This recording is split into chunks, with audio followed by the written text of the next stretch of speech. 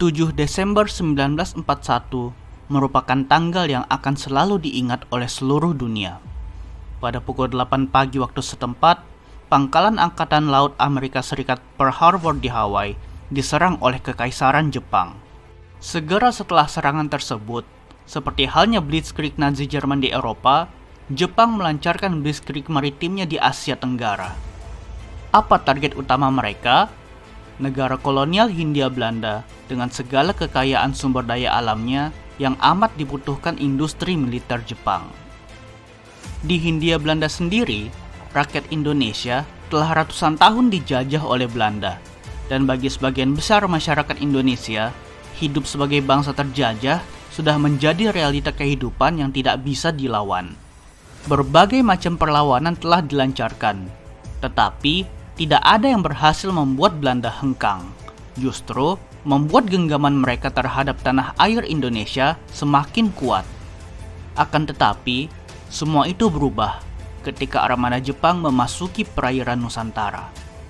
Sebelum kita lanjut, jangan lupa subscribe dan bunyikan loncengnya, agar kalian tidak seperti Hindia Belanda yang ketinggalan berita pergerakan Jepang. Segera setelah Pearl Harbor diserang, esok harinya pada tanggal 8 Desember, pasukan dan armada Jepang menyerang Filipina dan Inggris Malaya.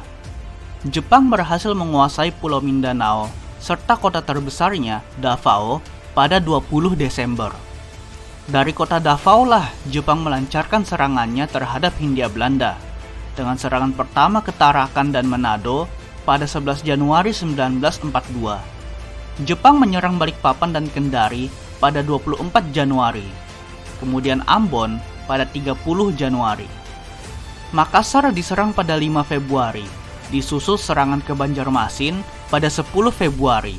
Setelah Jepang berhasil merebut Singapura pada 31 Januari, Palembang diserang pada 14 Februari. Denpasar diserang pada 18 Februari, disusul dengan serangan ke Kupang pada 20 Februari. Memasuki bulan Maret, seluruh pulau di Nusantara, kecuali Jawa, telah dikuasai oleh Jepang. Pasukan Jepang pertama mendarat di Jawa pada 28 Februari, mulai dari Merak, lalu dengan cepat pasukan Jepang bergerak menuju Serang. Pada tanggal 1 Maret, Jepang telah menjadikan Serang sebagai markas mereka. Pasukan Jepang yang kedua mendarat di Eretan Wetan pada 1 Maret, dan pada hari yang sama langsung bergerak menuju Subang, di mana terdapat lapangan udara Kalijati yang merupakan markas Angkatan Udara Utama Hindia Belanda. Pemerintah Hindia Belanda yang telah mundur ke Bandung telah dikepung dari seluruh arah. Cilacap jatuh ke tangan Jepang pada 7 Maret, yang merupakan satu-satunya pelabuhan di pantai selatan Jawa. Dengan jatuhnya Cilacap, maka menutup segala kemungkinan evakuasi atau bantuan ke dan dari Australia. Pada keesokan harinya 8 Maret, Hindia Belanda menyerah kepada Jepang di Kalijati.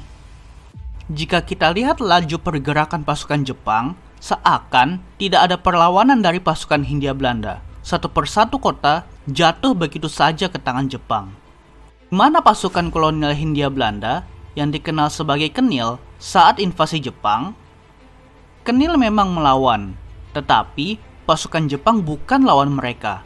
Jepang telah bertahun-tahun menyiapkan pasukan dan armadanya untuk invasi ini. Sementara itu, Hindia Belanda terlalu tergantung kepada Amerika di Filipina dan Inggris di Inggris Malaya untuk pertahanan. Pengadaan kapal perang kelas penjelajah ringan De Ruyter saja terbelit-belit, dan kapal tersebut akhirnya kekurangan persenjataan. Hindia Belanda sendiri mungkin memang terkejut betapa mudahnya Jepang mengalahkan armada Inggris dan Amerika. Padahal, kekuatan armada sekutu cukup memadai. Hindia Belanda pada tahun-tahun menjelang invasi Jepang terlalu disibukkan dengan politik dalam negeri, terutama dengan adanya berbagai partai seperti PNI, Sarekat Islam, Indische Party, dan lain-lain.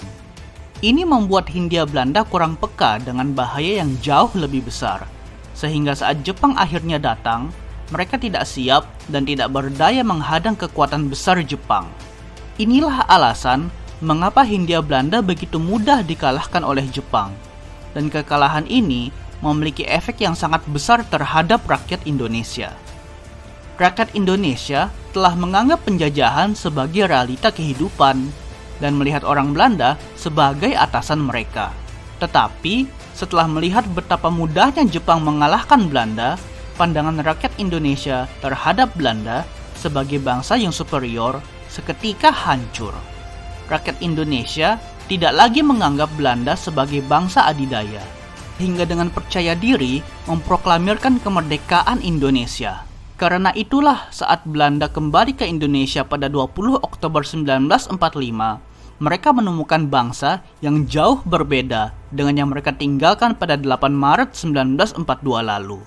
Dan dari sini, dimulailah perjuangan mempertahankan kemerdekaan Indonesia.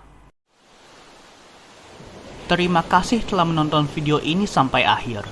Jangan lupa subscribe untuk mendapatkan video-video menarik lainnya.